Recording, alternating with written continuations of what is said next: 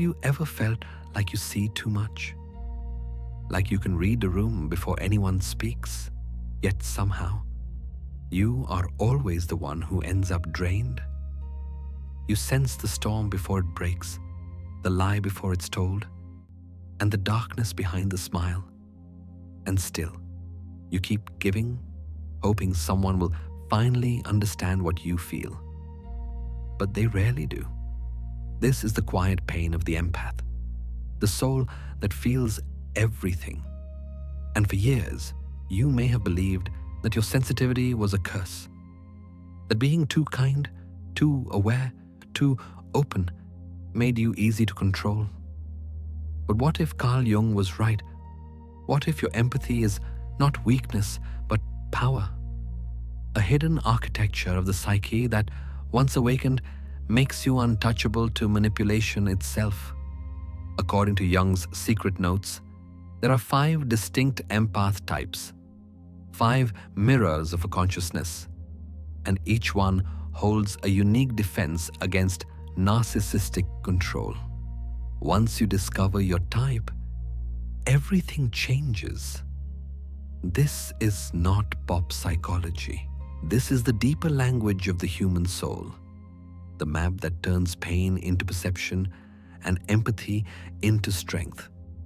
So tonight, open your mind, because what you are about to learn may completely rewrite the way you see yourself and the power you never knew you had. If this message already stirs something inside you, that quiet sense that you were meant to understand yourself, not hide from who you are, then stay close. Subscribe and walk this path with us. Each week, we explore the hidden corners of the human mind, guided by the timeless philosophy of Carl Jung, turning pain into wisdom and darkness into light. Because this channel is not just about learning, it is about remembering who you are. Have you ever been told that you feel too much, that you care too deeply, think too long, love too hard? And in the quiet hours of the night, when the noise fades and only the hum of your own thoughts remains, you wonder if maybe they are right. Maybe something inside you was built differently, softer, wider, more open to the world's ache. You lie there, staring at the ceiling, exhausted not from work or noise, but from feeling. You replay every word spoken to you that day, every expression that did not match the emotion behind it.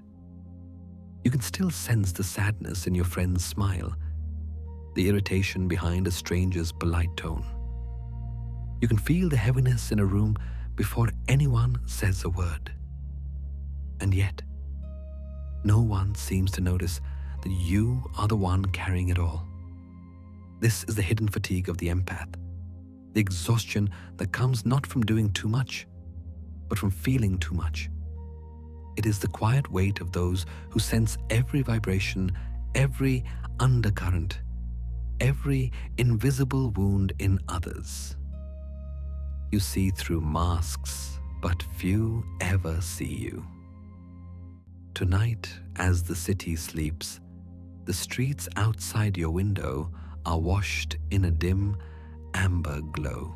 The world seems peaceful, but inside, your thoughts flicker like the last light in a hallway that never quite turns off. You are tired, yet you cannot rest because your mind keeps whispering, something feels off. And perhaps it is not just the world. Perhaps it is the quiet ache of your own unspoken heart. Carl Jung once wrote, "There is no coming to consciousness without pain." Maybe this is what he meant, that awareness itself carries a weight. To be awake to the emotions of others is to walk through life with 1,000 mirrors reflecting pain that is not yours.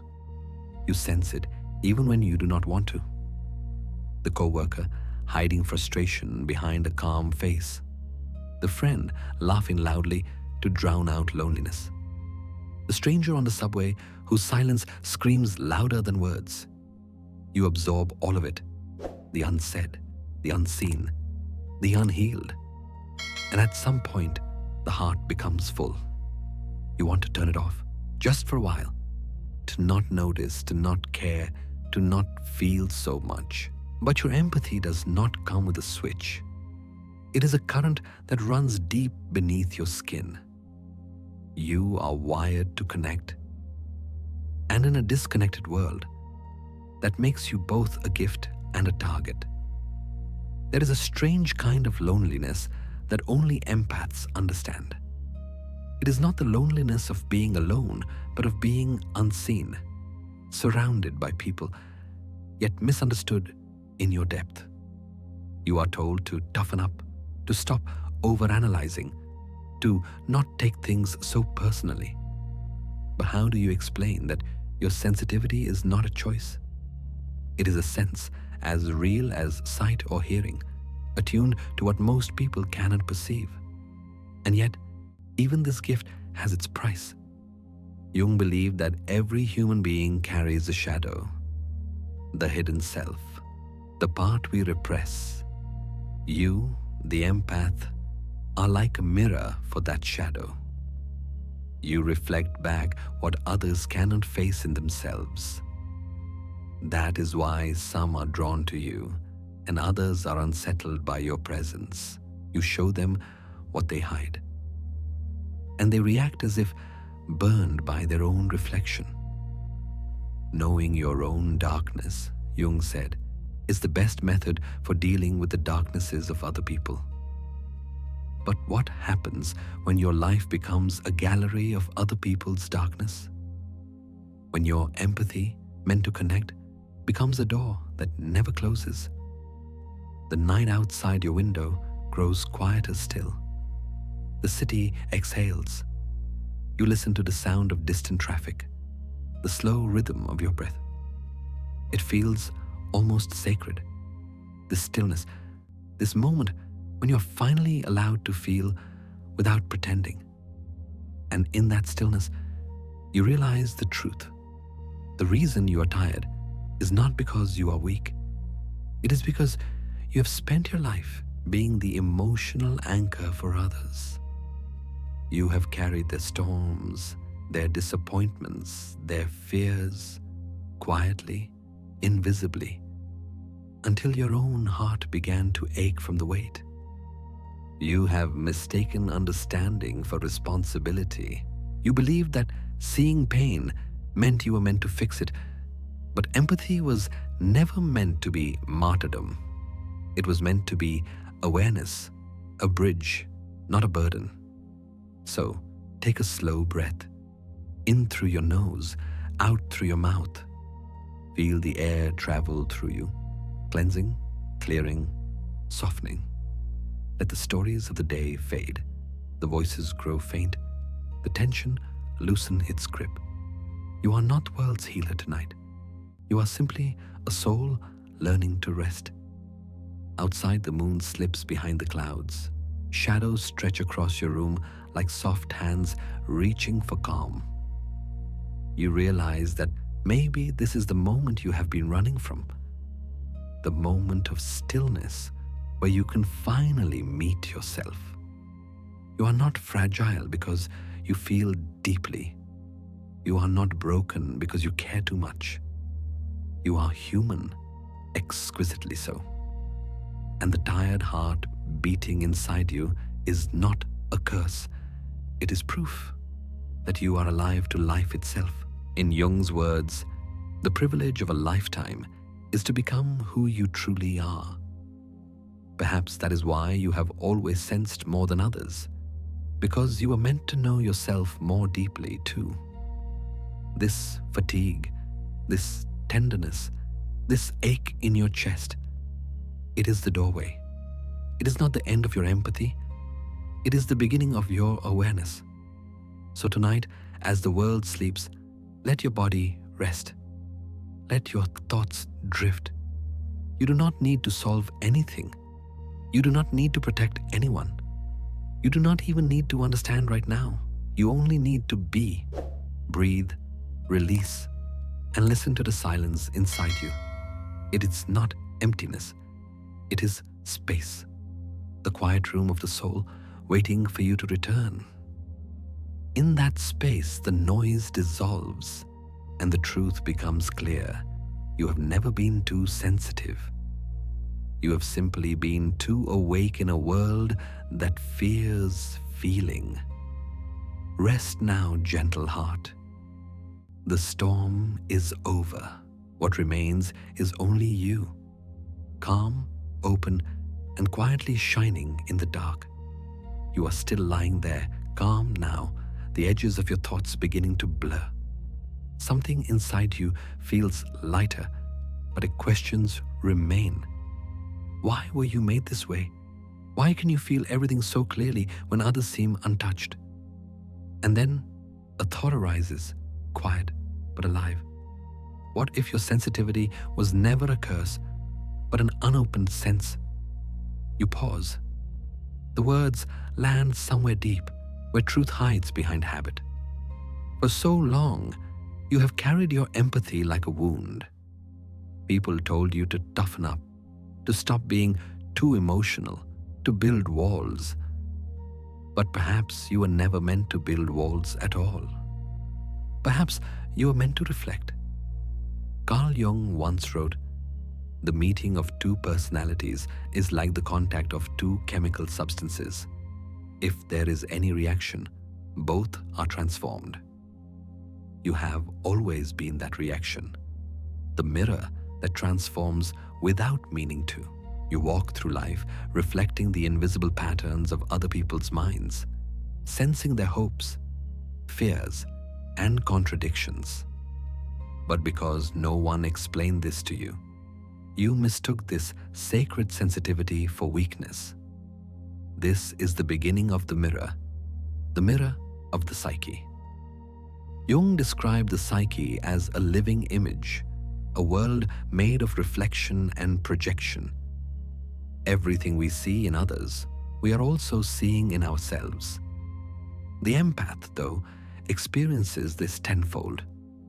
You do not only perceive people's behavior, you feel their subconscious movements, their unspoken intentions. You are both witness and reflection. That is why some people are drawn to you instantly. They feel understood without having to explain. Others, however, pull away.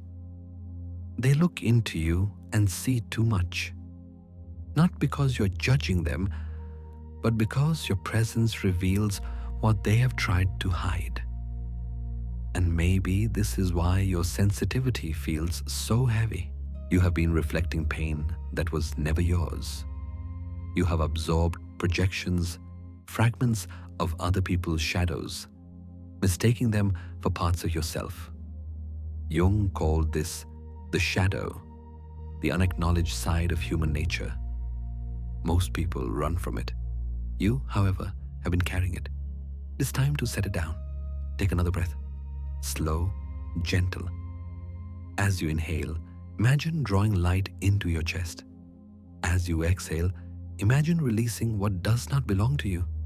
The emotions, the expectations, the guilt that never had your name on it. You are not here to fix everyone. You are here to understand the language of the human soul. Imagine now that your sensitivity is not a flaw, but an instrument, a mirror made of light. Each person you meet touches its surface and leaves a small reflection. Some reflections are beautiful, shimmering with kindness. Others are distorted, clouded with pain. The mirror itself is neutral. It does not judge. It simply reflects what is. That is your gift. That is your nature. But here lies the danger. When the mirror forgets it is a mirror, it begins to absorb the image it reflects. That is what exhaustion feels like. It is not just emotional fatigue. It is the moment you stop recognizing what is yours and what is not. This is why Jung's work matters. He believed that consciousness, true awareness, is what clears the mirror. When you become conscious of what you are reflecting, you stop absorbing it. The mirror becomes clear again. And in that clarity, manipulation and confusion lose their power. Perhaps then, empathy was never about carrying the world's emotions. Perhaps it was about understanding them without losing yourself in the process. You have always been capable of this. You simply did not know there were others like you. Others who sense life through 5 distinct lenses, 5 different ways of seeing and feeling. Jung called them psychological architectures, but you might recognize them as the 5 mirrors of empathy. Each mirror has its own light. Each one protects the soul in a different way. The reflective empath mirrors others so perfectly that lies cannot survive in their presence. The intuitive empath senses patterns before they unfold. The boundary empath maintains perfect clarity between their emotions and those of others. The transmutative empath transforms negativity into wisdom and light. And the sovereign empath, the rarest of all, stands untouched, whole within themselves, needing no approval to know their worth. As you listen, you may feel one of these mirrors stir within you. Maybe you have always been the one who feels everything but speaks little, or the one who just knows when something is wrong even before there are signs. Or perhaps you have always carried the pain of others and turned it into calm without realizing how you did it.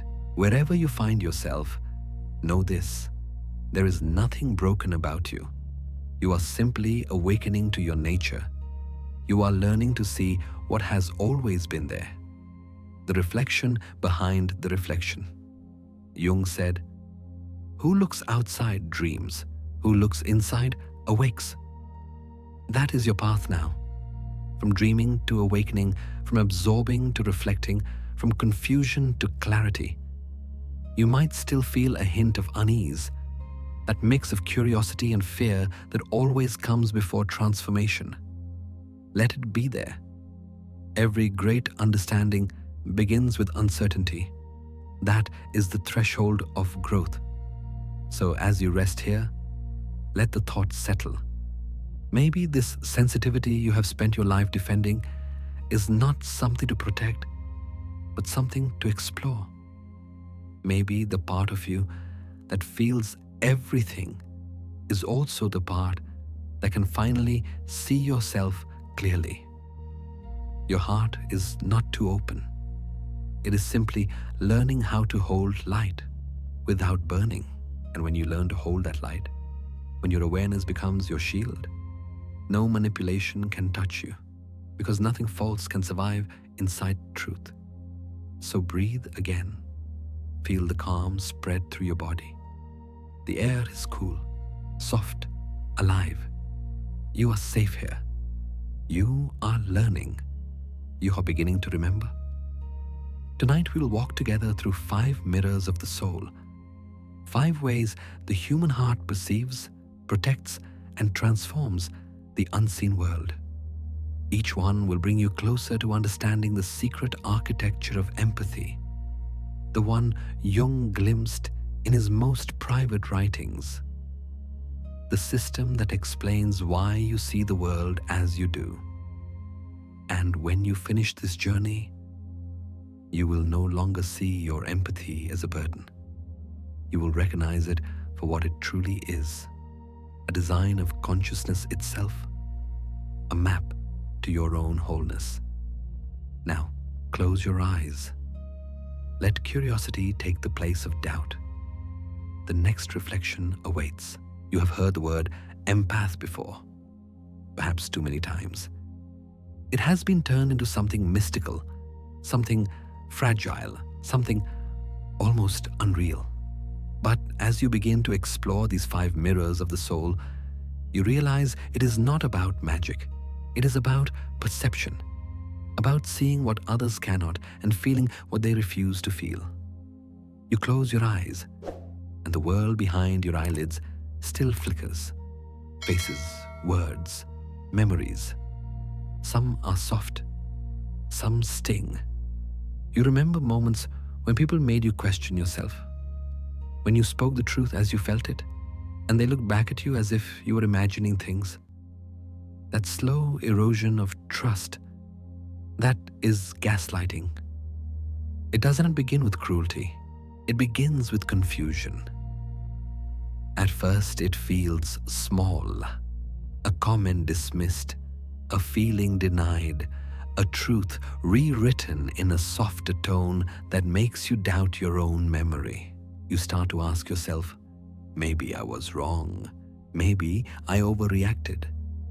And each time you do, the mirror inside you fogs a little more. Carl Jung once said, "Until you make the unconscious conscious, it will direct your life and you will call it fate." This is the moment when that truth comes alive. Gaslighting pulls you into someone else's unconscious.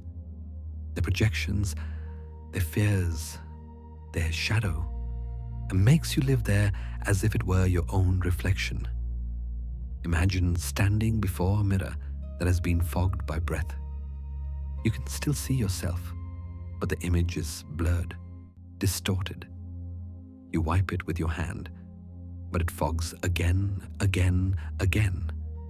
Not because the mirror is broken, but because the air around it is heavy with someone else's exhale. That is what it feels like to be gaslighted as an empath. You are so tuned to emotional climates that another person's denial can rewrite your sense of truth. It starts with love or trust. You believe what they say because you care, but soon your inner compass spins. You begin to question your perception, your emotions, even your intuition. The more you doubt yourself, the easier it becomes for others to shape your reality. And slowly, you forget that the mirror was ever clear. But here is what Jung's philosophy teaches. The mirror is never truly lost. It only reflects what stands before it. When the image is distorted, it is because you are seeing not just the surface, but the shadow. Jung defined the shadow as the hidden side of the psyche, the parts of ourselves we refuse to see. Everyone has one, but empaths encounter it differently. Because you are a mirror by nature, you do not just see your own shadow. You often see the shadows of others. Their anger, jealousy, insecurity, and fear, all the things they cannot face, are quietly projected onto you. You start carrying feelings that are not yours. Someone accuses you of being too sensitive, when what they truly fear is their own sensitivity. Someone calls you selfish, when they are avoiding their own need for validation. Each accusation leaves a fingerprint on your mirror. Over time, it becomes harder to tell which fingerprints are yours and which belong to someone else. In those moments, you begin to live in reflection instead of reality. You bend your truth to preserve peace. You silence your intuition to keep others comfortable. You shrink yourself to fit into spaces that cannot hold your depth. And yet, even as you dim, your awareness never dies. Deep down, something whispers, "This is not who I am." Take a slow breath. Let it move through you like light cutting through mist. Feel it clear the mirror a little. You have always seen more than others because your mirror was made to reflect the hidden layers of human emotion. But to see clearly, you must first remember this. The shadow you perceive is not yours to carry. Jung wrote, "Knowing your own darkness is the best method for dealing with the darknesses of other people." That is your key. The moment you face your own shadow, you become immune to the projections of others. You recognize the difference between their reflection and your reality. Think of it this way. The mirror does not absorb the image. It simply reveals it. Your task is not to fight what you see, but to understand it. To look with compassion instead of judgment. To know that when someone tries to distort your light, it is because they are blinded by their own. That is what being a reflective empath truly means. You are not just sensitive to emotion, you are sensitive to truth. You see beyond appearances. But truth can be unsettling to those who hide behind illusion. That is why they try to make you doubt your own clarity. If they can convince you that your mirror is broken, they can avoid seeing what it reflects. But your mirror was never broken. It was only covered in the fog of other people's fear. As you sit with this, let the metaphor unfold inside you. The mirror is both your gift and your challenge. It reveals, but it also demands responsibility. Because once you see, you cannot unsee.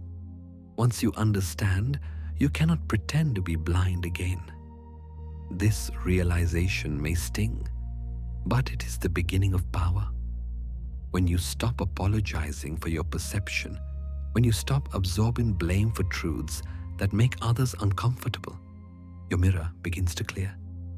You start to see yourself again, sharp, honest, luminous. Let that image settle. You, the reflective empath, are not fragile glass.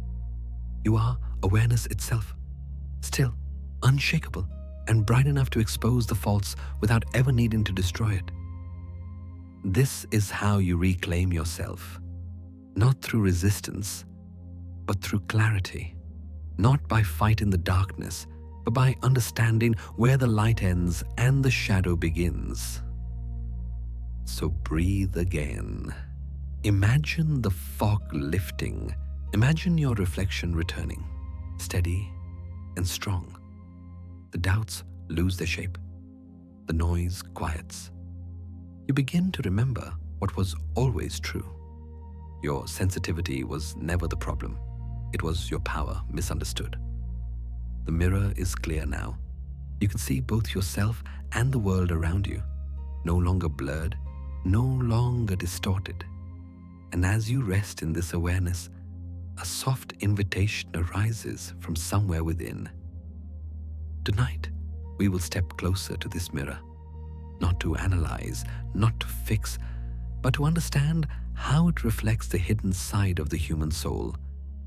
Because when you finally learn to see clearly without absorbing what you see, you do not just survive manipulation, you transcend it. You become untouchable, not through walls, but through wisdom. And that is where your next awakening begins. There is a quiet moment that comes after clarity, a pause where everything you once doubted starts to make sense. You begin to realize that your pain was never random.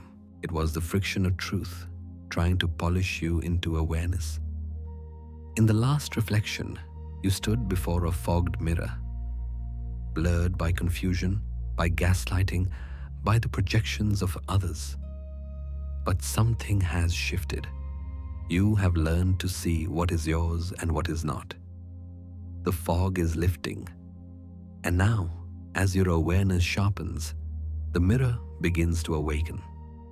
Jung once said, "One doesn't become enlightened by imagining figures of light, but by making the darkness conscious." That is precisely what happens when a reflective empath awakens. Not by rejecting the shadow, but by seeing it with perfect clarity. You begin to understand that your sensitivity is not fragility. It is perception.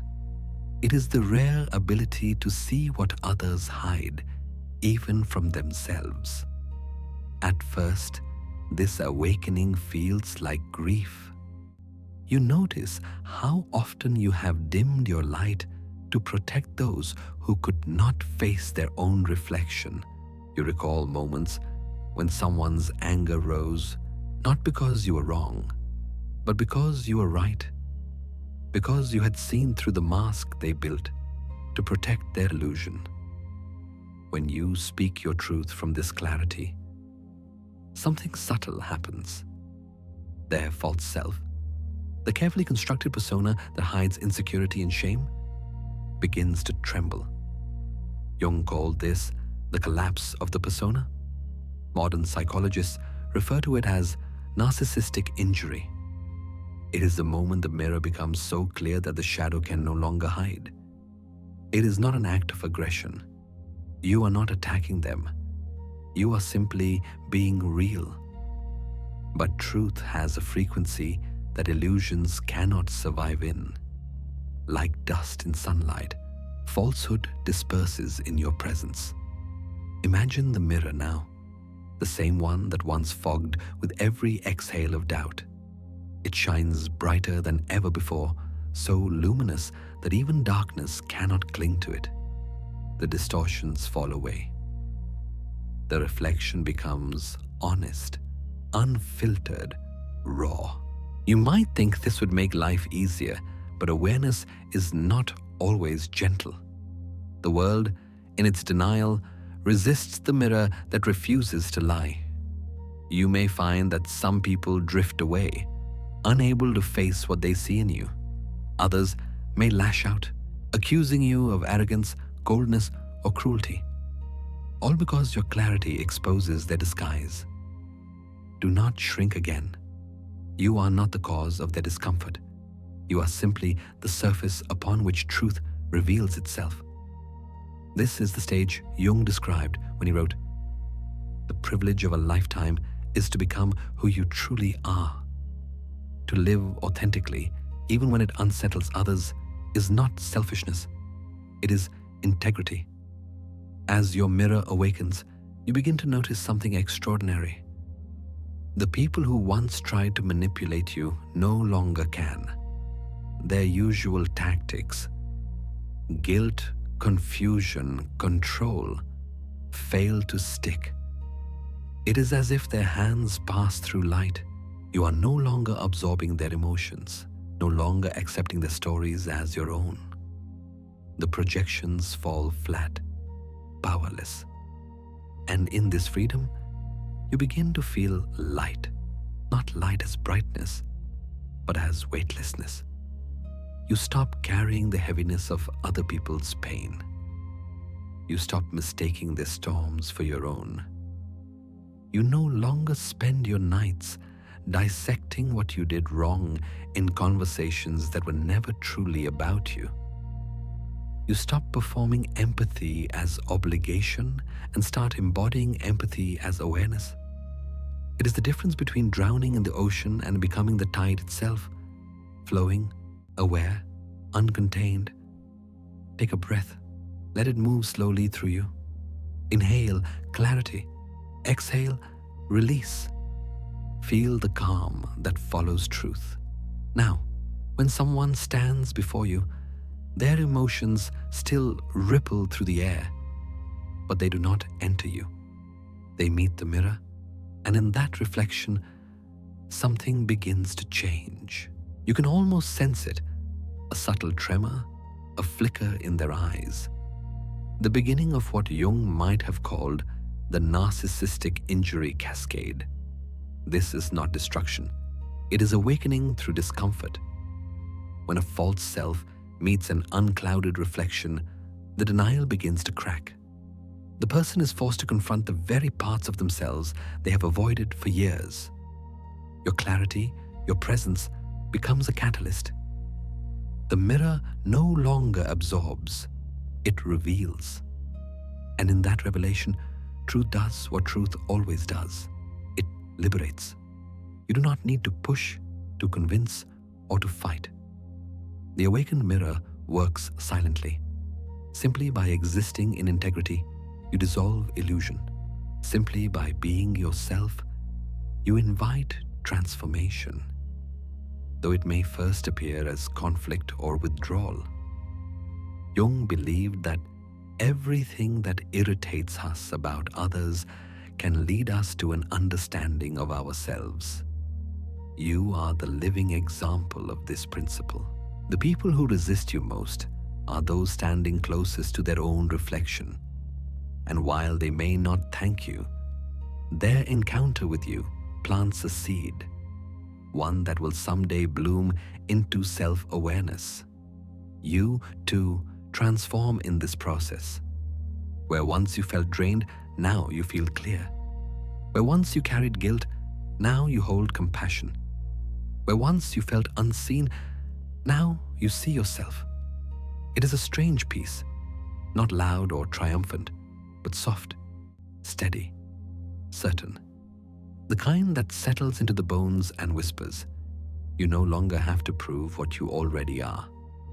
So when the world feels heavy again, when others project their fears or frustrations onto you, remember this truth. You are the mirror, not the image. Their reflection is not your identity. Let your awareness stay bright, but gentle. Let your empathy remain open, but not absorbing. Be the clear glass that allows light to pass through without distortion. Because when you stop absorbing, the world sees itself through you. And in that reflection, in your quiet, radiant truth, healing begins. You are no longer the empath who bends to survive. You are the one who sees, the one who reflects, the one who awakens. Now, rest in this knowing. You are free. There is a certain peace that comes after awakening, the kind that follows truth once it has burned through illusion. You, the reflective empath, have learned to see without absorbing, to mirror without losing yourself. But now, something deeper begins to stir. A quiet frequency beneath awareness itself. It is not a thought. It is not even a feeling in the way we usually define it. It is something older, softer, almost ancient. A knowing that does not use words.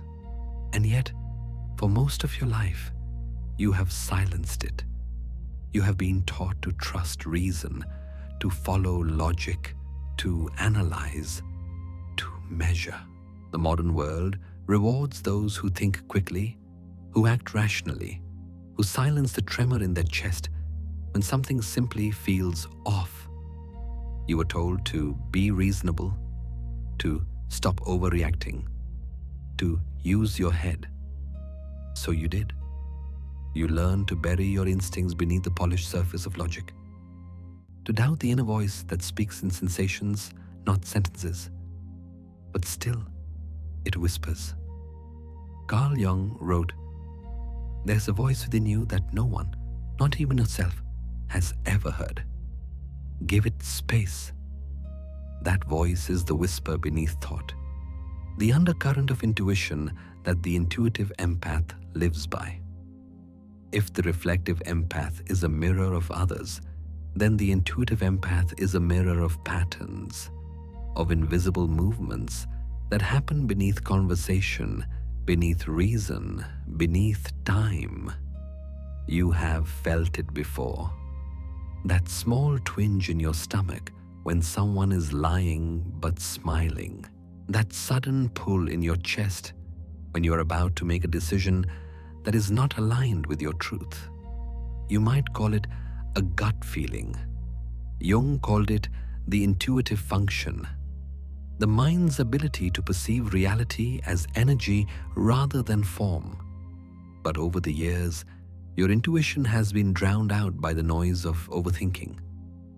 Every time you felt something without evidence, your rational mind stepped in like a strict teacher. You're being irrational. And you listened. Because in this world, intellect is celebrated. Intuition is not.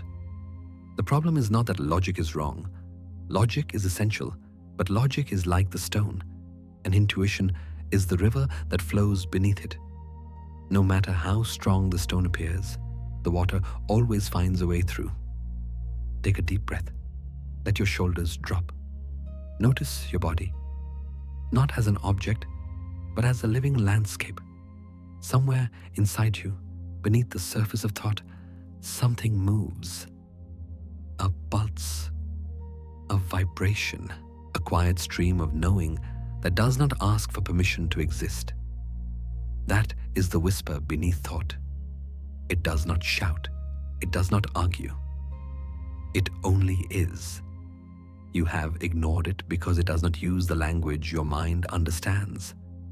It speaks in rhythm, in warmth, in coldness, in tension, in release. It speaks through your body, the compass that modern life has taught you to distrust. Jung once wrote, "The body is the outer manifestation of the soul."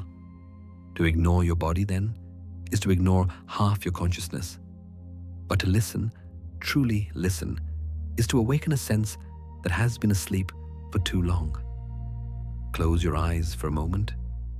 Notice the sensations beneath your skin, the way your breath moves through your ribs, the subtle energy in your hands, in your stomach, in your spine. That is intuition breathing. It is not superstition or fantasy. It is perception, raw and direct. You do not need to prove it. You only need to allow it. Imagine your mind as a lake. Thoughts are the ripples that move across the surface, fast, visible, fleeting. But intuition is the current beneath, quiet but powerful, always flowing toward truth. When the water stills, the current becomes clear. This is why silence matters, why stillness heals, why so many answers appear when you stop trying to think them into existence. You begin to remember moments when intuition tried to speak. The friend you knew you shouldn't trust, the job that didn't feel right, the decision that looked perfect on paper but felt wrong in your chest. You knew. You always knew. You just didn't believe that knowing could be enough. This is the tragedy of the intuitive empath. To have the world's subtlest radar and to doubt the signal every time it hums. But awareness changes everything. Now that you understand your sensitivity as a form of perception, not weakness, you begin to listen differently. You no longer demand proof. You simply observe. A warmth in your gut, a heaviness in your throat, a sudden peace in your heart when something aligns. Your body becomes a living map of truth. Jung described intuition as perception via the unconscious. That is, a bridge between what your rational mind cannot yet see and what your soul already knows. This is not about abandoning logic. It is about restoring balance, letting logic interpret what intuition discovers. Your thoughts are the translator, not the master. Your gut is the guide. In the quiet, you begin to practice. A decision appears in your mind. Small, ordinary. You notice how your body reacts. Does it tighten or expand? Does it feel warm or cold? Does your breath shorten or deepen? These are not random sensations. They are the language of the whisper beneath thought. Trust it. Let it lead. The more you honor this subtle communication, the clearer it becomes. The intuition you once silenced now speaks with precision. It begins to warn you before danger arrives, to calm you before anxiety grows, to reveal truth before deception takes root. It feels like magic, but it is not. It is alignment.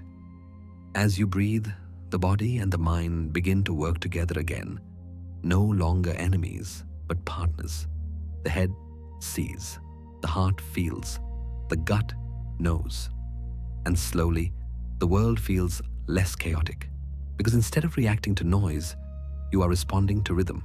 Instead of forcing answers, you are allowing clarity. Jung believed that intuition is perception that comes from the whole. It is the wisdom of the entire psyche, conscious and unconscious, mind and body, working together. It is the soul reminding you that truth is not something you find. It is something you recognize. The whisper beneath thought has been there all along, waiting for the mind to quiet enough to hear it.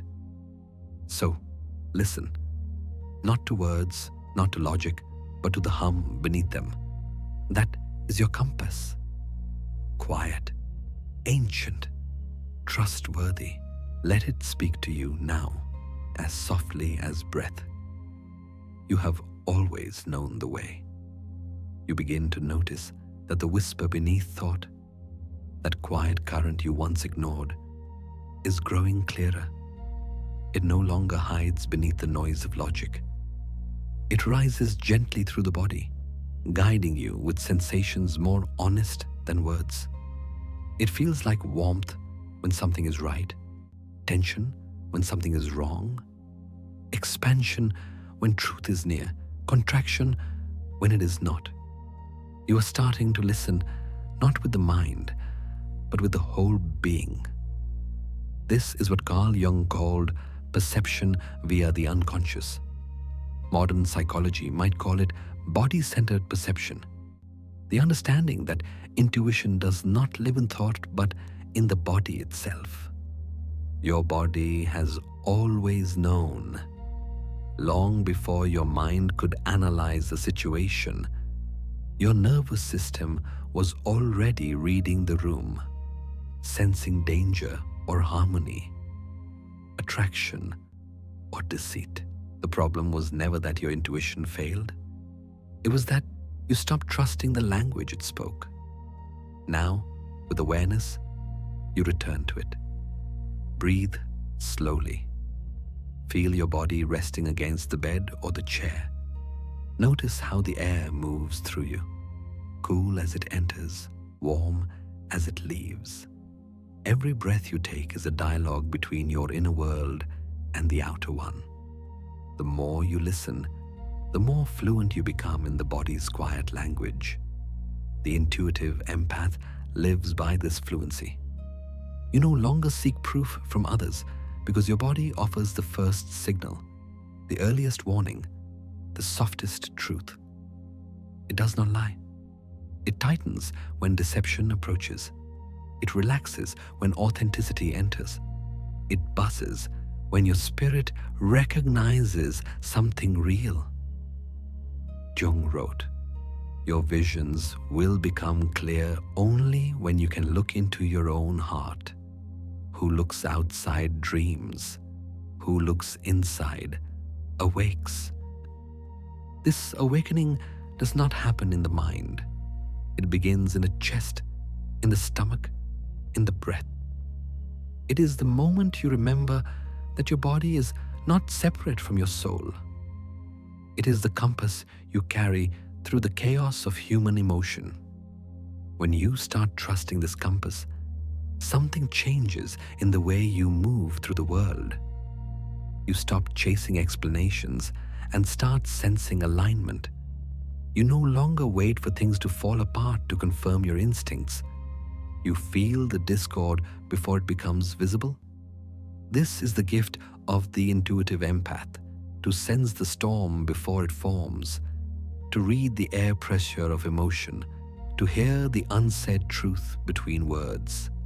And yet, this power does not make you rigid or suspicious. It makes you gentle, fluid, wise. Because when you are anchored in intuition, you no longer need to control outcomes. You trust the signals within. You trust your rhythm. Imagine yourself as a vessel sailing through a sea of human emotion. Around you, the waves rise and fall. Conversations, energies, expectations, projections.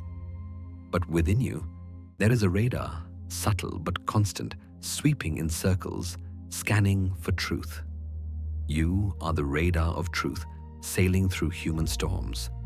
This radar does not predict the future. It perceives patterns before they collide. It feels tension before conflict, imbalance before chaos, misalignment before regret. The more you trust it, the smoother the journey becomes. At first, this trust feels fragile. You might doubt it again. What if I'm just imagining this? But every time you honor a gut feeling and watch it confirmed by reality, confidence grows. Your inner compass strengthens and life begins to flow differently, slower but clearer. You stop rushing to fix everything. You start observing. You start listening with your entire being. This is the deep shift from anxiety to awareness. Anxiety reacts. Intuition receives. One tightens, the other expands. One fears uncertainty, the other moves with it. And through this practice, you rediscover something profound: safety. Not the safety that comes from control, but the safety that comes from connection. When you trust your body's wisdom, you are never truly lost. Even in moments of confusion, there is a subtle hum beneath everything, a rhythm that reminds you where home is. Your body does not speak in sentences, it speaks in sensations, and each one is an invitation to presence. A flutter in the chest, pause, a heaviness in the gut, reconsider, a sense of peace in the ribs, proceed. This is how intuition moves, not as command, but as collaboration. The body doesn't demand, it suggests. And as you learn to listen, your decisions begin to unfold with effortlessness, not struggle. Jung believed that intuition was a bridge to the collective unconscious, a way of accessing patterns and truths larger than ourselves. When you tune into your own body, you are tuning into this collective rhythm, the invisible web that connects every heart to every other. This realization is both humbling and empowering. You are not alone in what you sense. You are part of a larger field of perception. Your intuition is not private magic. It is participation in the shared intelligence of life itself. And when you move from this awareness, you stop fearing human storms. You navigate them, you flow with them. The empath who once drowned in emotion now becomes the sailor who reads the currents. You steer not by sight, but by feel. You trust the wind, you trust the water, you trust yourself. Take another breath. Let it fill your lungs slowly. Let the exhale melt away tension. This is what it means to live intuitively, to let awareness breathe through you. Your logic still has its place, but it no longer rules you. It serves you. It gives shape to what intuition reveals. The two are not enemies. They are partners. The mind draws the map. The body holds the compass. And when they work together, something beautiful happens. You move through life with ease. You sense what is right long before you can explain why. You recognize harmony, not as concept, but as feeling. Carl Jung once said, "In all chaos, there is a cosmos. In all disorder, a secret order." Your body knows that order. It feels it beneath the noise. And when you align with it, the world no longer feels unpredictable. It feels alive, connected, intelligent, trustworthy. So as you rest tonight, let this truth settle deep into you. Your intuition was never a whisper to be doubted. It was the first language you ever spoke. The body's quiet conversation with the soul. You are not fragile for feeling. You are finely tuned. You are awareness embodied. And as you drift deeper into calm, remember, you are the radar of truth, sailing through human storms, moving with grace, guided by the compass that has always lived within you. When you begin to live through the compass of your body, life changes. The noise of the world softens. The edges of chaos blur. You begin to feel your way through existence with awareness, with gentleness, with trust. But as your sensitivity deepens, so does your exposure. What once felt like quiet knowing can sometimes swell into something overwhelming. like waves crashing faster than you can breathe. This is the paradox of the empath's awakening. The more open you become to truth, the more open you also become to everything else. You start to feel the emotions of others, not just beside you, but inside you. The co-worker's anxiety, the friend's sadness, the stranger's tension. They drift toward you like invisible weather. And before you realize it, your own emotional landscape begins to flood. Carl Jung wrote, "The greater the contrast, the greater the potential. Great energy only comes from a corresponding great tension of opposites." For empaths, that tension lives in this flood. The pull between connection and dissolution, between caring and collapsing, between being open and being whole. At first, you do not notice it happening. You simply feel tired, heavy in the chest, foggy in thought, restless without reason. You take on moods that aren't yours, burdens you never agreed to carry. You smile, but something inside you quietly sinks, as if the sea within has risen a little too high. Imagine a dam holding back rain for too long.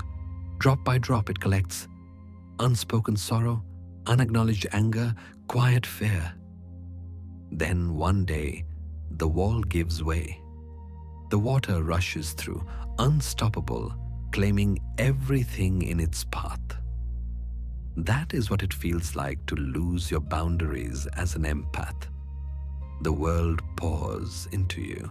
Its joy, its pain, its noise, all of it merges into your bloodstream until you can no longer tell where you end and they begin. And yet, it is not cruelty that causes this flood. It is love. You love so deeply that you forget to contain yourself. You feel so completely that you forget the necessity of edges. The flood begins quietly, perhaps after a long day of holding space for others. A friend confides their heartbreak. A stranger vents their frustration. A family member transfers their fear. You absorb it all because empathy feels like kindness. But by nightfall, the heaviness lingers. Their emotions have found a home in you. You tell yourself it is fine, that being open-hearted is a virtue, that you are strong enough to hold it all.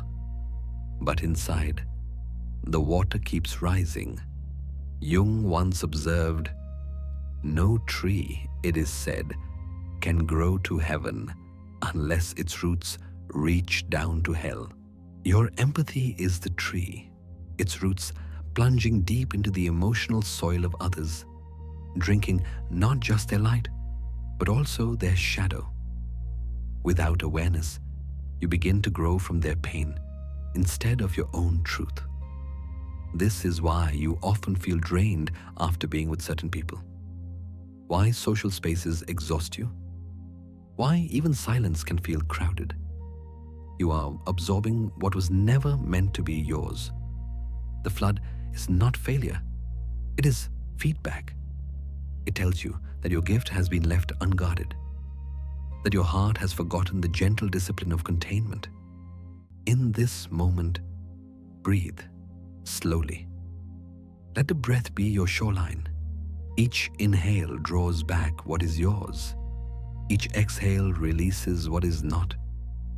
You are not the ocean of every emotion.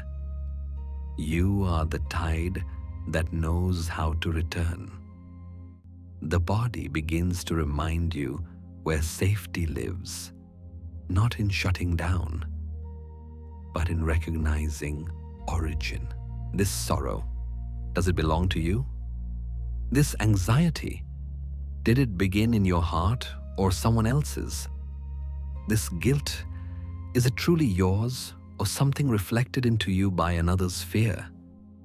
As you ask these questions, the flood slows. Awareness acts like gravity, pulling the waters back into place. Empathy without boundaries is surrender without purpose. Empathy with consciousness is compassion with clarity. The boundary empath learns this through exhaustion, through nights spent wondering why love hurts so much.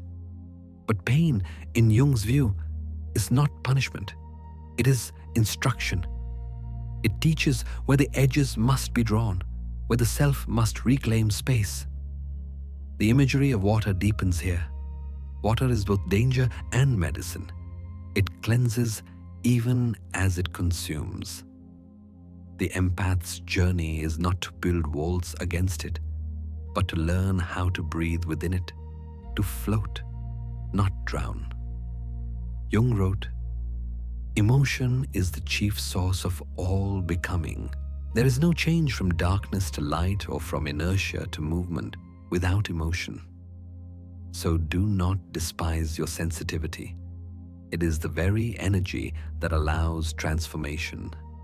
But learn to guide it, the way a river carves valleys without ever losing itself. You may recall moments when you entered a room and felt the energy shift, the air heavy, the mood thick. That is the flood announcing itself. Or when someone's anger lingered in your chest long after the conversation ended. That too is water spilling over your banks. When you feel emotions that seem foreign yet familiar, that is your signal. The dam is thin. The tide is rising. The flood then is both your warning and your initiation. It tells you that your empathy is powerful enough to feel the collective. But it also asks, can you hold yourself while holding the world? That is the test. You begin to understand that the boundary is not separation. It is structure. Without it, empathy becomes chaos. Love without form, compassion without stability. With it, empathy becomes art. Love that moves, heals, and returns, but never loses itself. As you reflect on this, something inside softens. The storm subsides. The floodwaters begin to settle into still lakes, reflective and clear. You feel the heaviness lift from your chest, the way earth feels lighter after rain. And in that clarity, you sense a quiet truth. You are never meant to absorb everything. You are meant to perceive it, to understand it, and then let it pass through. Your empathy is not a sponge. It is a mirror made of water. It reflects, it flows, it cleanses, and it moves on. When the flood recedes, you stand at the shore of yourself again. Calm, grounded, whole. The air smells like renewal. The heart feels like home.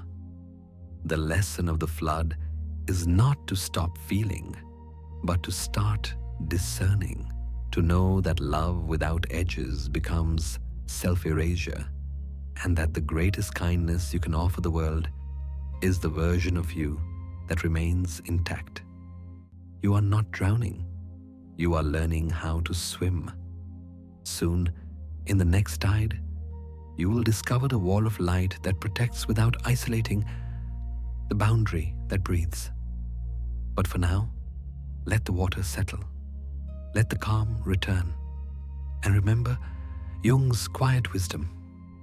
The soul becomes only when it is connected to the world. Connection is not drowning. It is knowing when to float, when to reach, and when to rest. The flood has passed. What remains is you, cleansed, awake, and ready to rebuild. When the flood subsides, what remains is stillness, the quiet after the storm, the clarity that follows surrender. You stand on new ground now, damp but steady. The emotional tides slowly retreating. The chaos has taught you something essential. Empathy without boundaries is not compassion. It is erosion. You begin to sense that there must be another way. A gentler, wiser form of openness. Not the openness that lets everything rush in, but the kind that allows life to flow through you without washing you away. Carl Jung once wrote, The greater the tension, the greater the potential. Great energy only comes from a corresponding great tension of opposites. The empath's life is built upon this tension. To feel deeply without losing oneself. To remain open without becoming overwhelmed. And this is where the lesson of energetic differentiation begins. It is not about closing the heart. It is about clarifying it. It is not about separation. It is about distinction. Energetic differentiation means learning to recognize the subtle difference between what arises within you and what flows through you. It is the skill of sensing without absorbing, observing without identifying, feeling without fusing. Imagine your inner world as a garden. It has always been lush, full of emotion, intuition, and life. But over time, others have wandered through, leaving footprints, planting their seeds, sometimes even uprooting your own flowers. You let them because you loved them, because you believed love meant access. But love without boundaries turns a sanctuary into soil for confusion. Now, picture this garden again, but this time surrounded by a wall of light. Not a wall made of stone or fear, but of clarity. It does not block anything. It simply defines where you end and the world begins. When emotions approach, this wall of light helps you sense their origin. If they are yours, they resonate gently, grounding you deeper into the earth.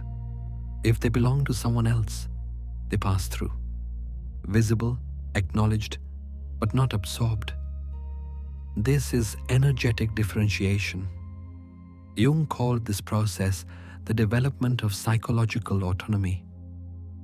The ability to remain connected to others without being controlled by their projections. He wrote, "Individuation means becoming an individual, and insofar as individuality embraces our innermost, last, and incomparable uniqueness, it also implies becoming one's own self. That is what this practice leads you toward, a kind of wholeness that does not depend on disconnection, but on conscious clarity. Begin by noticing sensations in your body when emotion arises. Does the feeling feel organic, a natural pulse of your inner weather? Or does it feel foreign, sudden, imposed? Often, the difference is subtle but real.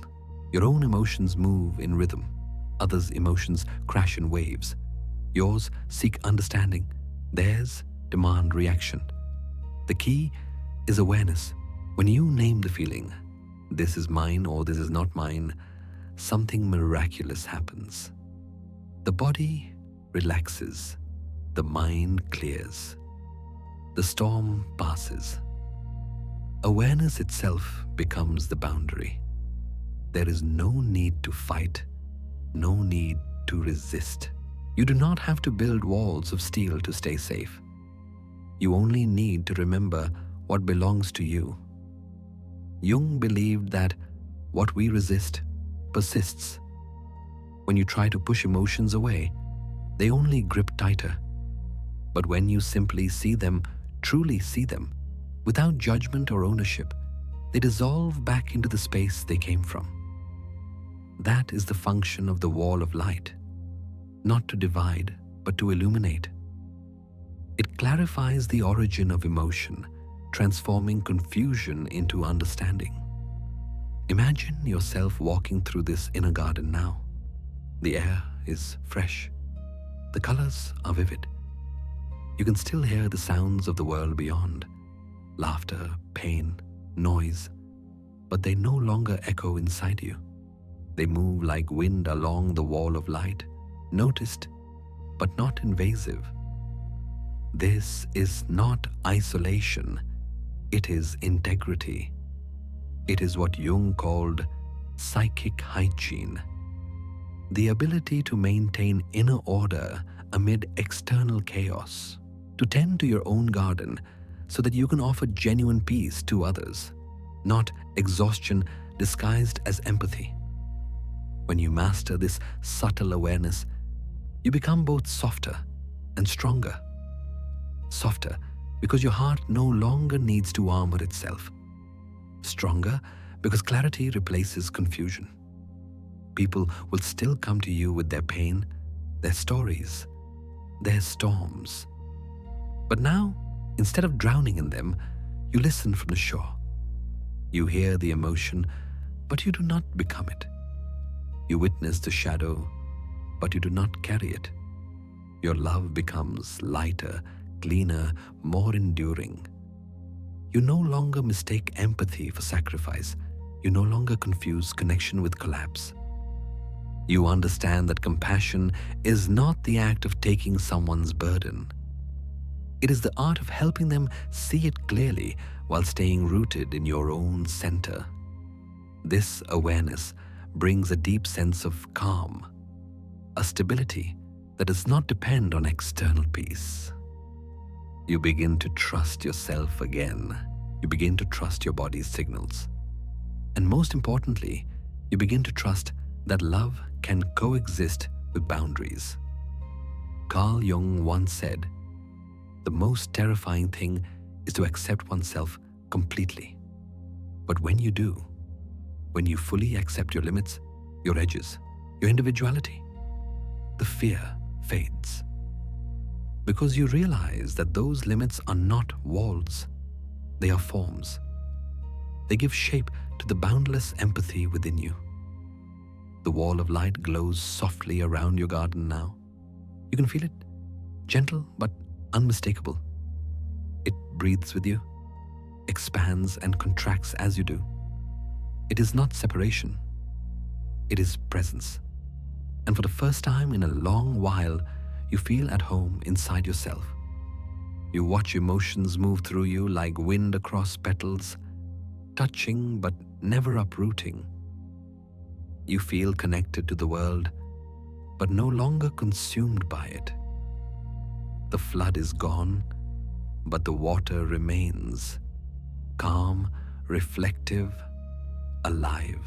Here, you discover a truth that every empath must one day learn. You can love the world without drowning in it.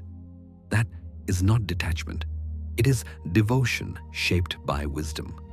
The kind of love that sustains instead of eroding. And as you rest in this garden within these walls of light, you understand what Jung meant when he wrote, "Wholeness is not achieved by cutting off a portion of one's being, but by integration."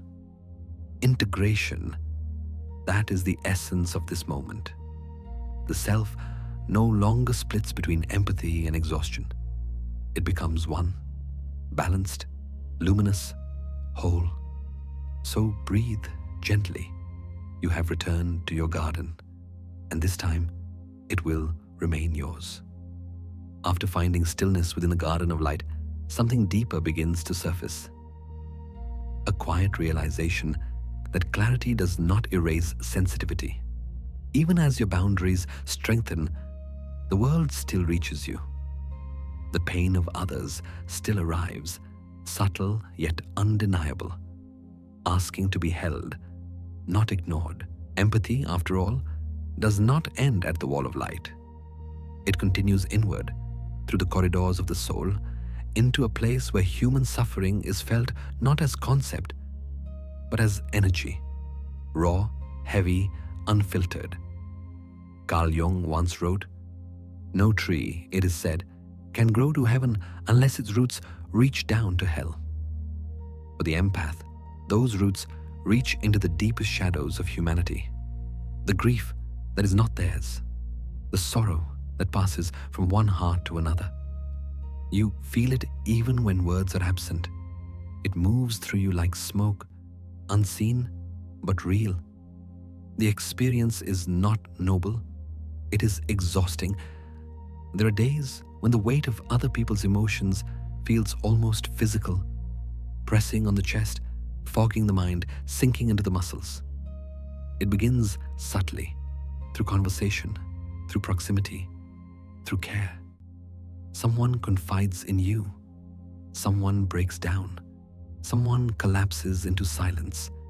And in that silence, your body opens as if to catch what they can no longer carry. At first, it feels like compassion, but slowly it becomes fatigue, the kind that no sleep can heal. You notice the symptoms: headaches after emotional conversations, stomach tension after conflict, a strange emptiness after giving too much of yourself. This is the empath's hidden mechanism: absorption. You absorb the unprocessed emotions of others: grief, shame, anger, confusion, as if you were a filter for the collective unconscious. Jung would call this participation mystique, the psychological entanglement where the boundaries between self and other blur. It is not something you do consciously. It happens because your system is open, attuned to subtle signals. You pick up what others repress. You metabolize what they avoid. Their pain becomes your pulse. Over time, this constant absorption begins to take a toll. The body starts to mirror the emotions it holds: anxiety that is not yours, sadness that arrives without cause, weariness that feels ancient. You begin to sense a kind of inner depletion, as though your energy has been quietly siphoned into 1,000 unseen directions. This is not weakness, it is empathy untempered by awareness. Imagine yourself as a furnace, a sacred vessel of transformation. Each time someone comes to you with pain, that pain enters your fire. You burn it, process it, and return warmth. But even the strongest furnace requires fuel, air, rest. Without them, the fire dims, and eventually you become the ashes of your own giving. Jung warned of this in his reflections on individuation. The meeting of two personalities is like the contact of two chemical substances. If there is any reaction, both are transformed. The empath's life is a constant reaction. Every encounter changes you. Without self-awareness, the transformation becomes one-sided. Others release, you retain. The result is emotional burnout, an invisible illness of the soul. You begin to withdraw, not out of selfishness, but out of survival. Even joy feels muted because your energy is spent on managing what is not yours. And yet, beneath this exhaustion lies something sacred, a hidden alchemy waiting to be recognized. It begins the moment you stop resisting your sensitivity, the moment you stop labeling it as too much, the moment you understand that what you carry is not just weight, but material for transformation. Pain, when understood, becomes fuel. Emotion, when allowed to move, becomes light. In alchemy, Jung found a metaphor for this inner process: the transformation of base matter into gold. He saw it not as chemistry, but as the symbolic work of the soul. The gold, he wrote, is the spirit, the incorruptible essence which is hidden in matter. The empath's exhaustion, then, is the raw material, the lead. Through awareness, it becomes gold. Think of every sorrow you've ever absorbed as a piece of lead resting within you, dense, dark, unmoving. When you bring awareness to it, when you say, "This is not mine, but it passed through me for a reason," something shifts. The heat of consciousness begins to rise. The lead softens. The heaviness transforms into understanding, the darkness into light. This is the alchemy of empathy. The exhaustion you feel is not the end. It is the midpoint of transformation. The fire is not destroying you. It is refining you. But the process requires one essential step: the recognition that absorption is not your duty. Healing does not mean carrying. Transformation does not mean taking on. It means allowing energy to pass through your awareness and return to its source, cleansed by consciousness, not stored by the body. Breathe into this realization. Inhale, awareness. Exhale, release. Notice how the air moves through you like flame, not burning, but purifying. Each breath clears a little more of the residue left by others' emotions. The more you practice this awareness, the lighter you become. The furnace no longer consumes you. It illuminates you. The process is not dramatic. It is subtle, quiet, almost invisible. You might feel a small release, a sigh that comes from nowhere, a sense of peace that returns without explanation. That is alchemy at work. Jung called this conscious metabolization, the psyche's ability to process what was once unconscious and transform it into meaning. What others repress, you transmute. What they reject, you integrate. You become, in essence, a silent healer of energies, not by fixing others, but by being so present with their pain that it can no longer remain shadow.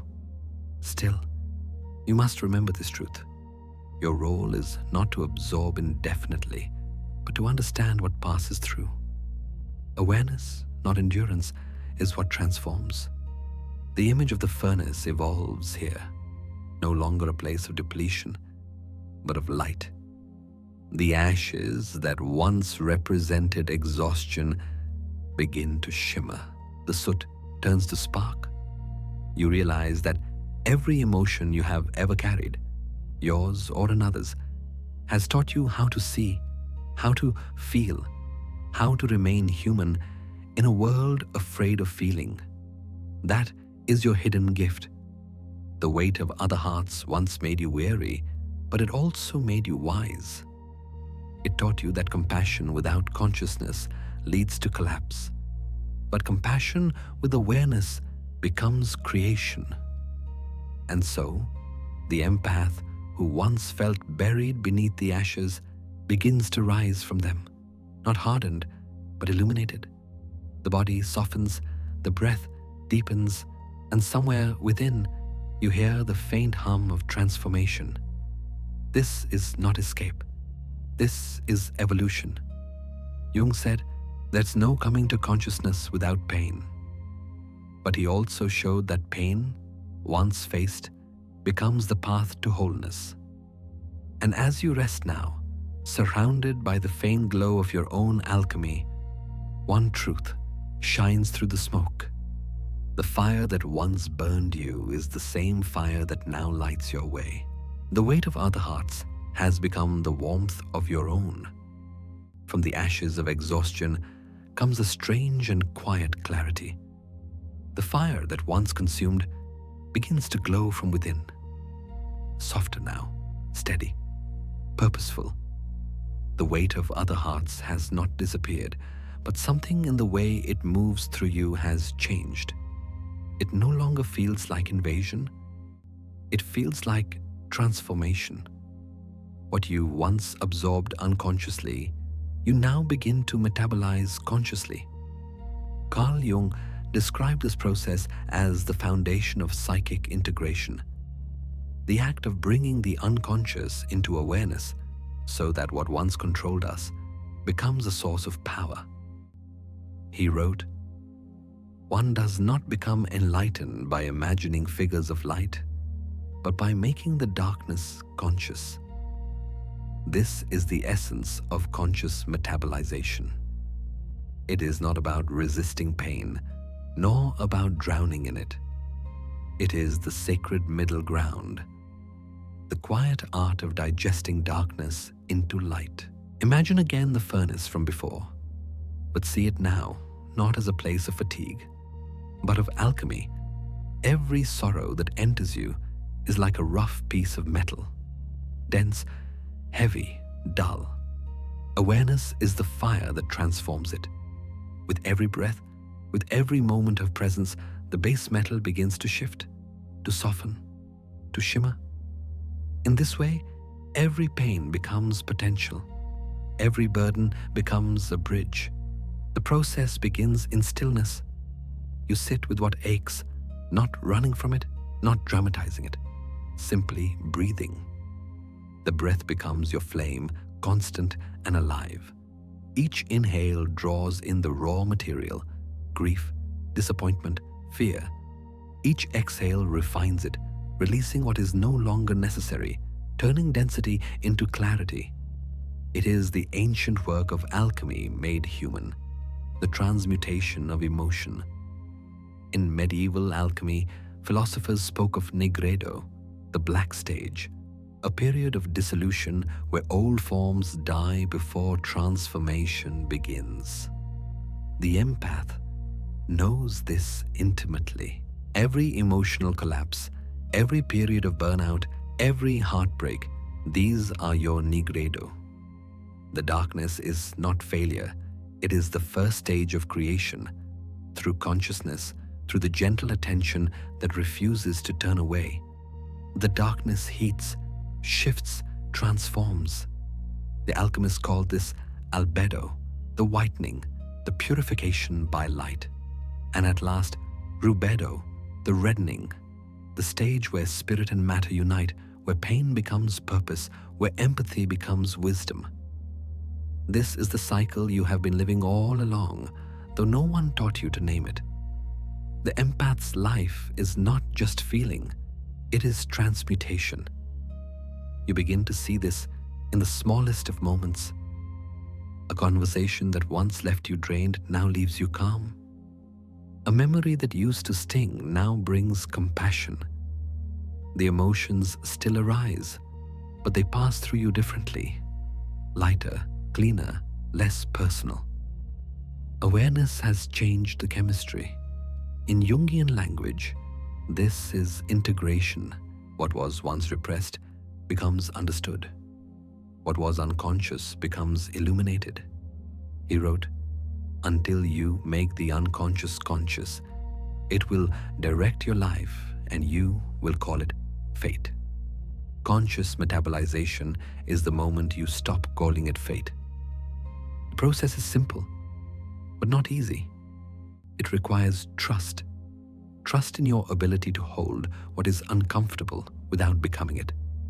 It requires patience, the willingness to sit in uncertainty long enough for the transformation to unfold. And above all, it requires breath, the one alchemical tool you have always had. Try this. Inhale deeply, as if drawing the dense, heavy metal of sadness into the center of your being. Do not resist it. Let it enter the furnace of your awareness. Then exhale, slowly, letting the breath carry with it a thread of light. The understanding that what you feel is not meant to stay stagnant. It is meant to move, to change, to rise. Each cycle of breath is a refinement. Each conscious exhale is gold being formed in the invisible air. Pain that was once poison becomes medicine. Emotion that once drowned you becomes energy that sustains you. And gradually, the body begins to remember what wholeness feels like. Not absence of feeling, but the harmonious flow of emotion without resistance. In this state, even sorrow carries beauty. It no longer drags you down, it draws you inward. You start to see sadness as sacred heat, an invitation to burn away illusion. Fear becomes fuel for courage. Anger becomes a signal of truth. Every emotion becomes a teacher. The alchemists believed that the entire universe was engaged in this same process, the slow refinement of matter into spirit. Jung saw in this an image of the psyche itself, saying, "In each of us, there is another whom we do not know. He speaks to us in dreams and tells us how differently he sees us from the way we see ourselves." Through conscious metabolization, you begin to meet that other, the deeper self, who can transform pain into purpose, emotion into awareness. This meeting is not violent. It is tender. It happens quietly, like dawn unfolding. You begin to see that every emotional wave carries a hidden light, waiting to be released through attention. The moment you stop running from your emotions, they start working for you instead of against you. It is in this moment that empathy transcends suffering. You no longer just feel what others feel. You transform it. Their pain passes through you, and your consciousness refines it, like breath, turning smoke into air. This is what Jung called individuation, becoming whole, not by avoiding darkness, but by integrating it. The empath's heart becomes a crucible for that integration, strong enough to contain both sorrow and serenity, both shadow and light. And from this balance arises peace, not the fragile peace of avoidance, but the grounded peace of transformation.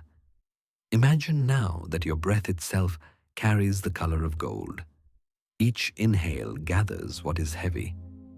Each exhale releases it as light. The process is invisible, but the result is real, a quiet inner radiance that no external chaos can dim. This is the alchemy of feeling, a sacred practice that turns empathy into wisdom and exhaustion into grace. Pain no longer defines you, it refines you. You no longer fear the dark because you understand its purpose. Jung wrote, "In all chaos there is a cosmos, in all disorder a secret order." You begin to see that order now, not outside of you, but within you. The furnace glows softly. The ashes that once symbolized burnout now shimmer with gold. The transformation is complete, not because the pain is gone, but because it has changed form. It has become light. And as you rest in this luminous calm, one final truth rises from the center of your being. Not loud, but absolute. You do not fight darkness. You digest it into light. After the alchemy of feeling, the air within the soul grows lighter. The fire that once burned with pain now glows with quiet awareness. The empath has learned how to transmute darkness into light, how to let energy pass through without being consumed by it. But even as the heart steadies, another pattern begins to emerge. Subtle, ancient, and deeply human. It is the need to belong, the quiet longing to be seen, to be accepted, to be loved without condition. Carl Jung wrote, "The most terrifying thing is to accept oneself completely." And perhaps that is why so few ever do. For most of us, the path toward authenticity is tangled with the fear of rejection. To be fully oneself risks being misunderstood, abandoned, or unloved. So instead, we learn to adapt. We learn to shapeshift. It begins innocently. As children, we notice which parts of us are rewarded and which are not. We learn that certain emotions, anger, sadness, vulnerability, make others uncomfortable. And so we hide them. We polish our edges. We wear the masks that keep us safe. By adulthood, we have become experts at this art. At work, we wear confidence. In friendships, warmth. In love, whatever the other person needs us to be. We move between mirrors, changing our reflection to match what we believe others want to see. It feels like connection, but beneath the surface, it is survival. Jung described this adaptation as the formation of the persona, the social mask we create to meet the world. It is not false, it is necessary. The persona helps us function, communicate, belong. But when we mistake it for our true self, it becomes a prison made of approval. Imagine a mirror that has shattered into 1,000 pieces. Each fragment catches a different light, reflecting a different version of who you are: the responsible one, the gentle one, the strong one, the kind one. Each reflection is real, but none are whole. Over time, the weight of maintaining all these reflections becomes heavy. You start to lose track of which face is yours. You begin to sense an emptiness behind every mask, a silence that grows louder the more you perform. This is the struggle of the shapeshifter empath, the one who feels so deeply connected to others that they begin to forget themselves. The need for approval becomes oxygen. The idea of disapproval feels like suffocation. So you keep adjusting your tone, your truth, your desires, until you no longer know what you genuinely feel. You become fluent in reading others, but illiterate in reading yourself. The exhaustion that follows is not physical, it is existential. It is the quiet despair of living as a reflection rather than a source. And yet, beneath this despair lies a profound longing, not to please, but to be. The soul begins to whisper, what would it feel like to exist without permission? Jung often spoke of this tension between the persona and the self. The persona is the necessary social face, but the self, the true self, is the totality of the psyche, the place where shadow and light coexist. He wrote, "The privilege of a lifetime is to become who you truly are." The shapeshifter's journey is the return to that privilege, the slow and sacred act of collecting the broken mirrors and seeing for the first time one's undivided reflection. It does not happen quickly. The persona has been built layer by layer, year by year. The process of peeling it back can feel like shedding skin. Sometimes it hurts. Sometimes it feels like loss. At first, you may find yourself asking, if I stop performing, will I still be loved? This question is the threshold of the sovereign empath's awakening, the final evolution of empathy, where love no longer depends on approval and worth no longer bends to validation. But before sovereignty comes surrender, the surrender of every false self created to earn belonging. Imagine again the mirror, fractured, scattered across the floor. You kneel before it, the fragments catching light from every direction. For the first time, you see how beautiful the pieces are, even in their separation. You realize that each mask, each version of you was not a lie. It was a survival instinct. Every persona was an attempt to stay connected in a world that punished authenticity. You can forgive them now. With each breath, the fragments begin to move. They do not disappear. They integrate. Slowly, they align into a single radiant surface, a mirror that reflects not what others need to see, but what is. This is the beginning of wholeness, not perfection, but honesty. As this awareness deepens, the body begins to loosen its grip on tension. The constant need to anticipate, to please, to protect, it fades. In its place grows a quiet strength, a kind of stillness that says, I exist, and that is enough. The empath who once shapeshifted to survive now begins to rest in their own skin. They realize that true empathy does not require self-erasure. It requires self-presence. You cannot truly understand another's heart while abandoning your own. Jung believed that individuation, the process of becoming whole, required us to integrate all the parts we had rejected. The persona must be recognized, not destroyed. The mask, he said, is only dangerous when we forget that it is a mask. Latin.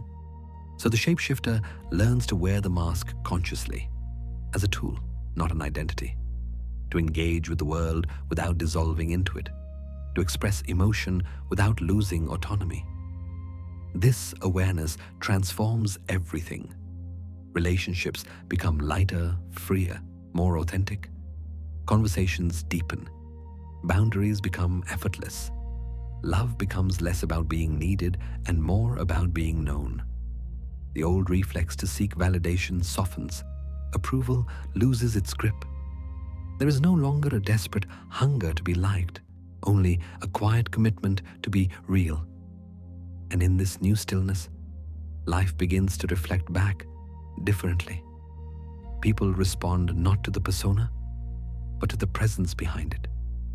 Those who once took your openness for weakness now feel your strength, not as defense, but as truth. The fractured mirror has become whole again, not because it returned to its old form, but because it embraced every break as part of its design. Every crack now glimmers with light. Every reflection aligns with authenticity. In this moment of awareness, the shapeshifter becomes the sovereign in the making. The transition is gentle, almost imperceptible. There is no grand declaration, no dramatic unveiling, only a soft realization, like dawn creeping across a quiet sky. You no longer need to perform.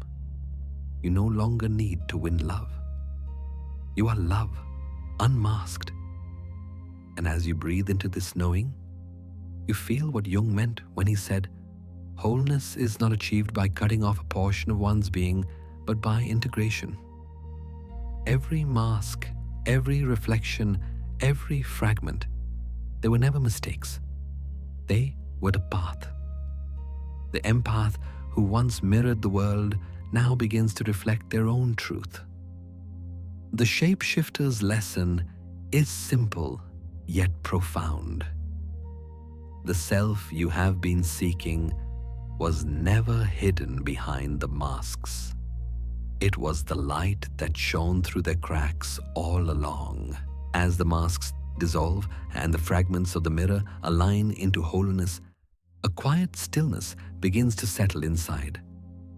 Not the stillness of emptiness, but the stillness of sovereignty. The shapeshifter's long performance draws to an end, and something new, something ancient, begins to rise in its place. The sense of one's own center. Carl Jung wrote, "The privilege of a lifetime is to become who you truly are." Yet becoming who you are is not about finding an identity. It is about returning to an inner axis, the place where your truth resides, untouched by noise or approval. This is the practice of self-referencing, the ability to turn inward and ask the most powerful question in human psychology. Is this true for me? It sounds simple, but for the empath, for the one who has spent a lifetime feeling through others, adapting, absorbing, reflecting, it is revolutionary. Self-referencing is not selfishness. It is not withdrawal. It is the reclaiming of the internal compass that was once outsourced to everyone else's emotions.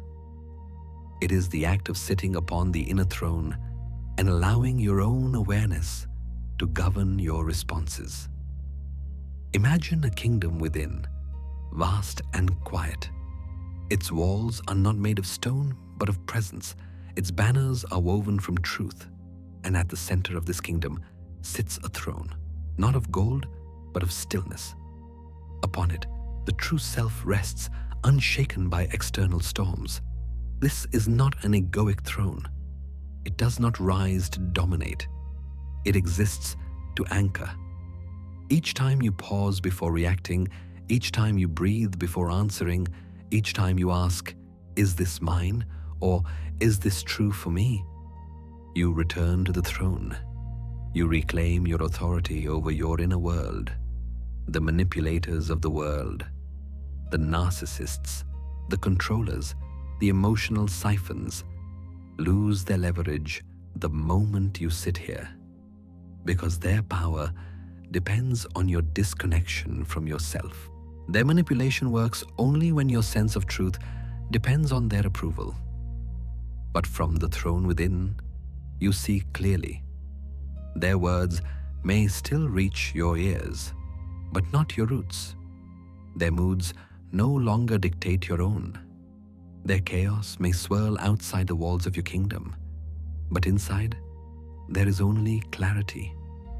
Jung described this as the emergence of the self, the archetype of totality, the organizing center of the psyche. He wrote, "The self is not only the center, but also the whole circumference, which embraces both conscious and unconscious." In this state, the empath no longer oscillates between extremes, between merging and withdrawing, between overgiving and isolation. The energy stabilizes, awareness expands. Self-referencing is the bridge to that awareness. To live from the throne within means no longer measuring your worth by how others respond to you. The inner question changes from, "Do they like me?" to, "Does this align with who I am?" This single shift transforms your entire emotional architecture. Suddenly, boundaries are not rules, they are natural consequences of truth. Love is no longer barter, it becomes flow. The empath who once mirrored everyone else now becomes a mirror of integrity. In moments of challenge, the throne calls you back to neutrality. The world may demand urgency, noise, reaction. But within your inner kingdom, you choose pace, breath, and discernment. You understand that not every storm deserves your participation. Not every voice deserves entry into your awareness. This is not detachment. It is discernment born from peace. Jung believed that peace was not the absence of conflict, but the integration of opposites, the conscious acceptance of both light and shadow. He wrote, "In all chaos there is a cosmos, in all disorder, a secret order. That secret order lives here, on the throne within.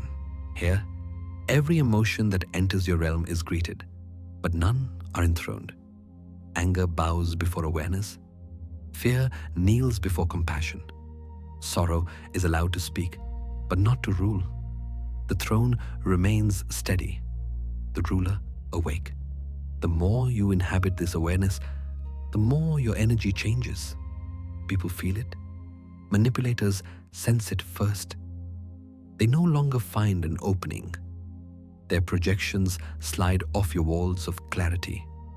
Their tactics, guilt, confusion, emotional baiting, lose effect, not because you fight them, but because you no longer feed them. This is the power of sovereignty, quiet, grounded, unprovoked. The empath who once absorbed everything now radiates from within. Energy flows outward rather than inward. Compassion remains, but without depletion. You give because you choose to, not because you must. This is what it means to rule the self. Not domination, but harmony. Not authority over others, but alignment within. Imagine sitting upon that throne now. Feel your breath steady, your spine straighten, your awareness widen. The air inside the kingdom feels calm, alive, but still. Thoughts slow down. The mind no longer scrambles to predict or please. Here, love feels different. It is no longer something to chase or earn. It is a quiet field that expands from the center of your being. Unconditional, unhurried, unstoppable. From this stillness, relationships transform. Love no longer depends on a validation of others. Approval loses its meaning. You stop performing for affection and start sharing from authenticity. And something extraordinary happens. The more you stop seeking love, the more love finds you. People are drawn not to your effort, but to your peace. Not to your perfection, but to your presence. They sense safety in your steadiness because it mirrors the part of them that longs to be whole too. This is the paradox Jung so often spoke of, that by turning inward, we connect more deeply outward. By anchoring in the self, we create space for genuine relationship, free from manipulation and projection. The empath becomes sovereign not by building walls, but by cultivating gravity, the inner pull of truth that keeps everything in orbit. In this sovereignty, compassion becomes effortless. Boundaries no longer feel like defenses. They feel like the natural architecture of a sacred space. As awareness deepens, peace turns to gratitude. The journey that once felt like survival becomes a form of service. Simply by existing in your wholeness, you remind others of their own. And in this final quiet understanding, the once fractured empath, the mirror, the shapeshifter, the healer, the furnace, all dissolve into one truth, the self that is both soft and strong, open and contained, human and divine. From the throne within, everything finds its balance. The heart opens without fear. The mind observes without judgment. The soul rests without resistance. Carl Jung's words echo here like a benediction. Who looks outside dreams. Who looks inside awakes. Awakening is not a moment. It's a way of being. The art of sitting in your own presence with reverence.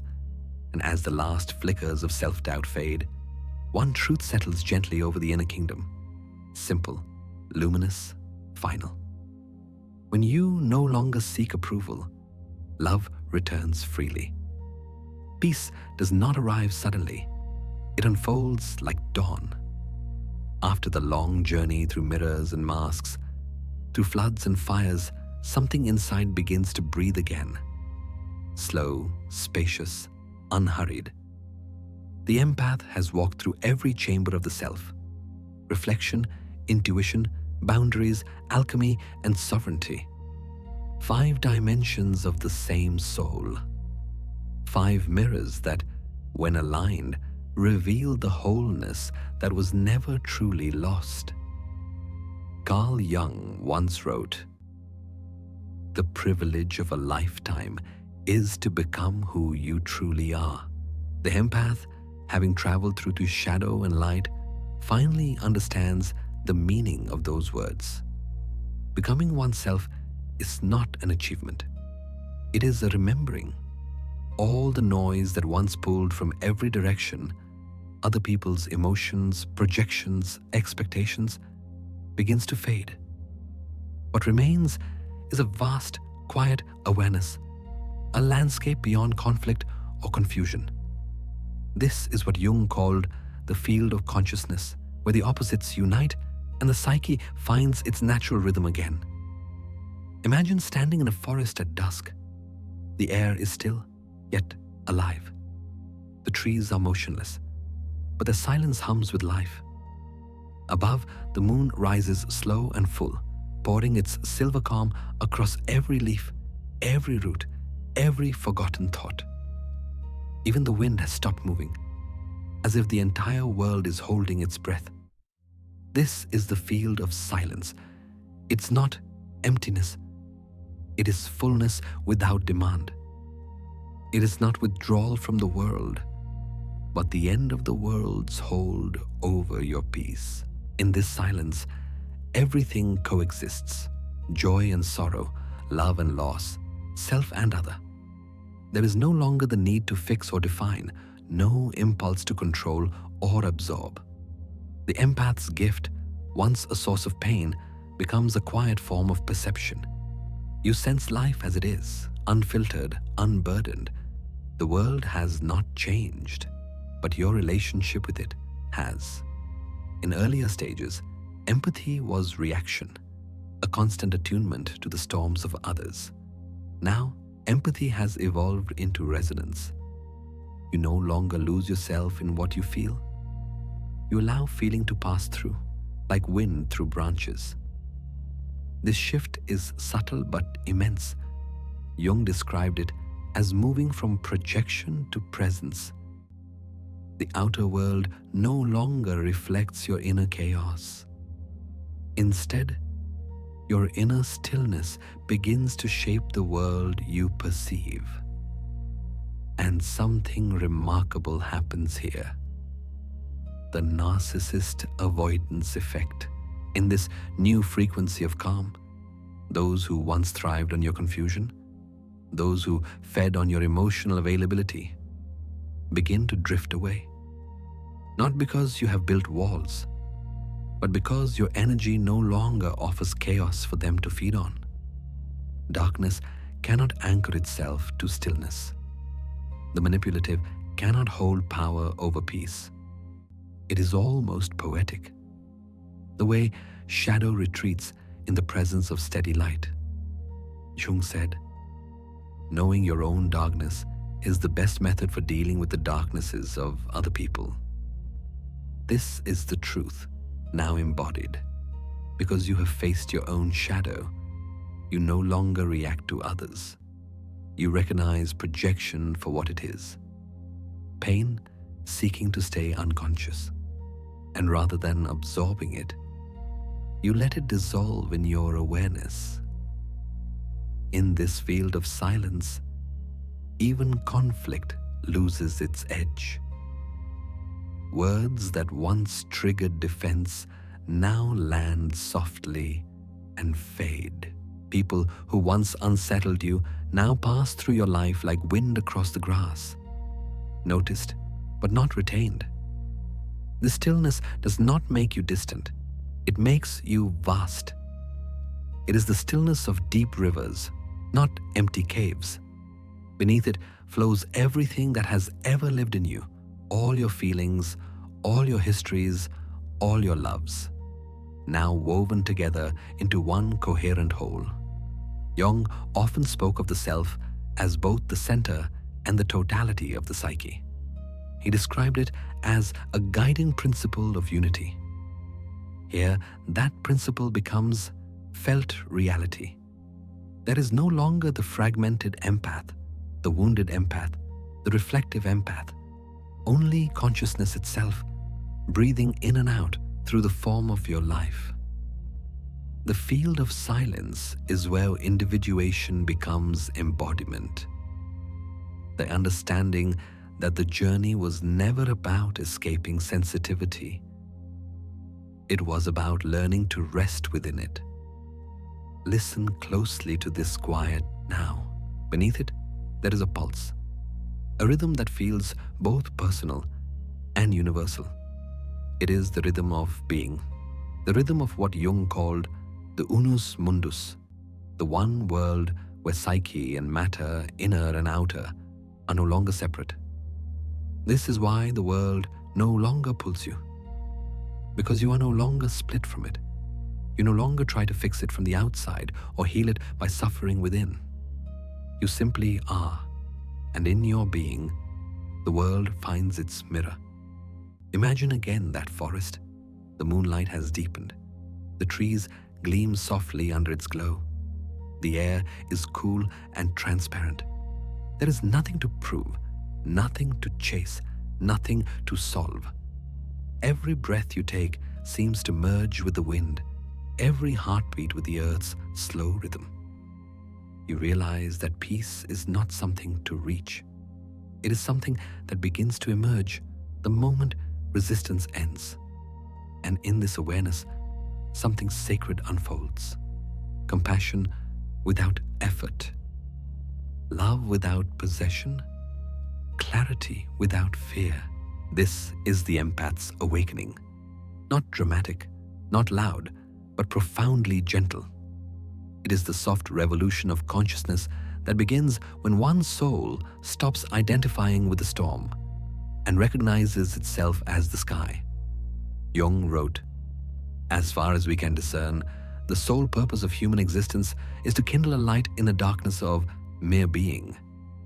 The empath has done exactly that, kindled light, not by fighting, but by understanding, not by absorbing, but by integrating. And now, the light no longer flickers. It radiates, steady, silent, strong. From this stillness, everything aligns.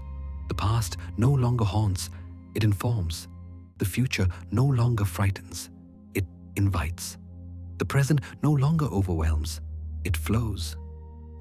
The journey through the 5 empathic dimensions has led to this moment. The quiet knowing that sensitivity was never a curse. It was the instrument through which consciousness learned to feel itself. The forest around you is motionless. The wind has stopped. The moon spills silver light across the ground, turning every leaf into glass. Somewhere in that infinite calm, you hear it. The whisper that has followed you since the beginning. Now, the world no longer pulls you. And for the first time, you understand. Peace is not the absence of noise. It is the mastery of stillness within it.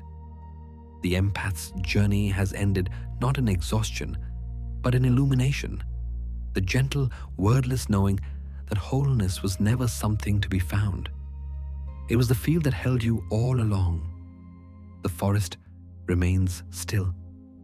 The moon's soft glow lingers like a whisper across the skin of the world. After so much movement, the mirrors, the storms, the dissolving of masks, there is nothing left to do but rest. Not the rest of exhaustion, but the rest of arrival. And yet, in the deepest sense, there is no arrival.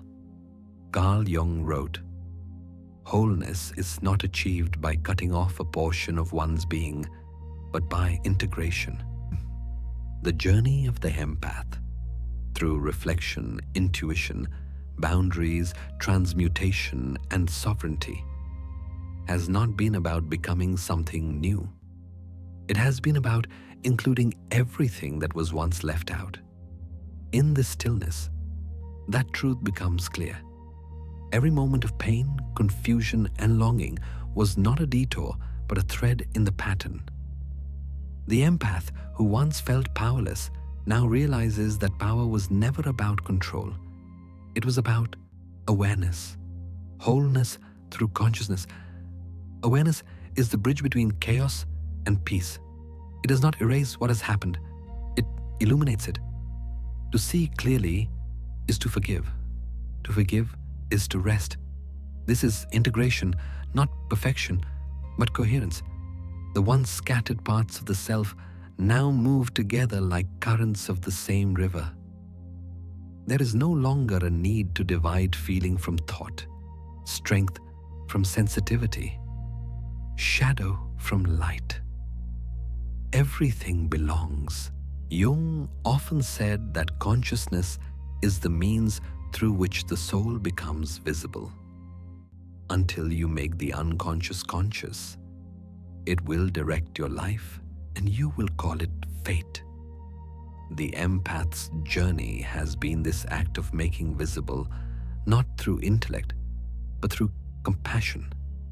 Seeing one's own patterns, one's own mirrors, one's own longing, without judgment. In the field of silence, awareness no longer feels like effort. It becomes presence. Life breathes through you and you simply let it. A memory rises. The beginning of this story, the tired heart that once carried the weight of the world. How far that heart has traveled, from the exhaustion of always feeling too much to the clarity of feeling without fear, from the ache of invisibility to the luminous calm of self-seeing. The transformation has not been an escape, but a deepening. The empath who once thought sensitivity was a curse now recognizes it as the language of the soul. The quiet way life touches life. The final realization is gentle, like a wave that no longer needs to break. Jung called this state individuation, the reconciliation of all opposites within the self.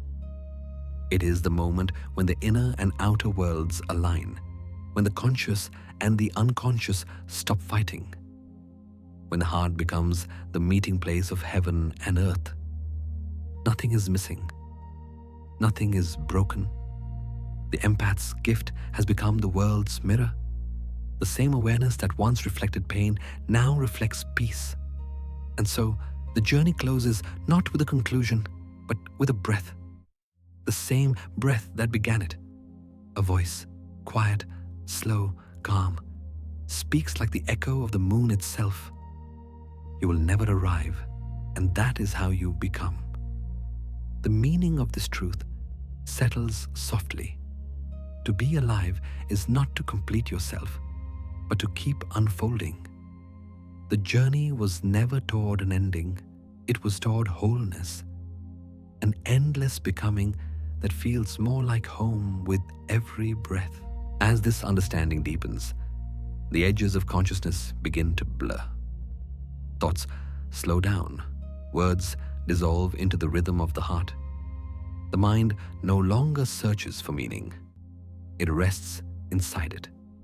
Jung wrote, "Your vision will become clear only when you can look into your own heart. Who looks outside dreams. Who looks inside awakes." This awakening is not a burst of light. It is a soft dawn that rises quietly within you, patient and kind. The world outside continues, its voices, its stories, its endless movement. But here, in this inner field, time loosens its grip. The body feels heavy in the most beautiful way, as if gravity itself has become tenderness. Somewhere beyond the thinking mind, the empath's awareness merges with something vast. The silence that has been waiting all along, not empty, but infinite. It feels like being held, like resting in the arms of something older than time. The voice returns, softer now, almost a lullaby. "Now, let the night hold you." The words fall through the air like feathers. Let the thoughts fade. Each inhale lengthens, each exhale loosens the last fragments of tension. The body surrenders to gravity, the heart surrenders to stillness. The mind, once sharp, restless, always reaching, finally yields. There is nothing left to solve, nothing to protect, nothing to fear. Every part of the self has come home. This is not an ending, but a return, a quiet arrival into the truth that has always been here, that your sensitivity, your empathy, your longing to connect were never signs of weakness. They were the soul's way of reminding you that separation was an illusion. The empath's evolution ends in simplicity, being aware, being kind, being still. As the music fades into the distance, one last whisper remains, "Good night." The light of consciousness dims gently, like the moon sliding behind clouds. Breath slows, thoughts soften. The body feels warm, safe, whole. Somewhere deep inside, the final insight unfolds, not in words, but in knowing. That awakening doesn't end in doing, but in resting. To become conscious is to return to peace. To become whole is to rest in what you already are. And as the story dissolves into silence, the world outside fades with it. The listener, the empath, the seeker, now simply breathes, held in the rhythm of the universe, still, whole, home. The journey has come full circle, from the weight of feeling everything to the freedom of simply being. The empath, who once carried the world, has learned to let it rest where it belongs. Each mirror has returned its reflection. Each shadow has been seen. Each wave of emotion has softened into the calm rhythm of the tide. In this stillness, consciousness no longer reaches outward. It flows inward, quietly, like light, sinking beneath the surface of water. Jung once said, "Wholeness is not about perfection, but about the embrace of all that you are. And now that truth feels real, the heart no longer strains to be understood. It understands itself. Outside, the world continues to turn. But here, in the soft chamber of awareness, everything slows. The air feels lighter. The body loosens its grip on thought. The soul, once scattered, now settles into its natural gravity. There is nothing left to fix, nothing to chase. Only breath, only stillness, only peace. Let the world fade into the distance now. Let the mind drift like a quiet river beneath the moon. Let the weight of the day dissolve into warmth, because you have arrived where you are always meant to be. Not somewhere else, but here, within yourself. Rest in that knowing. Rest in the wholeness you have found. And now, let go. Let your breath slow. Let the darkness cradle you gently. Good night.